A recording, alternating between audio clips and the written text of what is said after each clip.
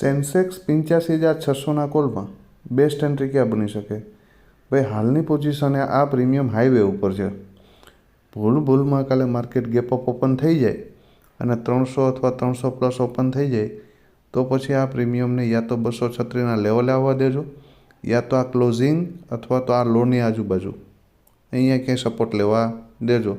જો મોમેન્ટમમાં અહીંથી સપોર્ટ લે અને ક્લોઝિંગ બ્રેક કરી દે ને તો ફર્સ્ટ ટાર્ગેટ 236ને બ્રેક થાય ને એટલે 384 અને 574 આવી શકે.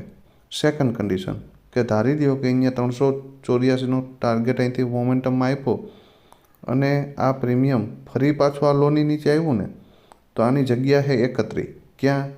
અને જો સેકન્ડ સેશનમાં તમને 31ની આજુબાજુ મળે અને 105ને બ્રેક કરી દે ને તો 236, 384 અને 574 આવી શકે. એમાં કોઈ મોટી વાત નથી.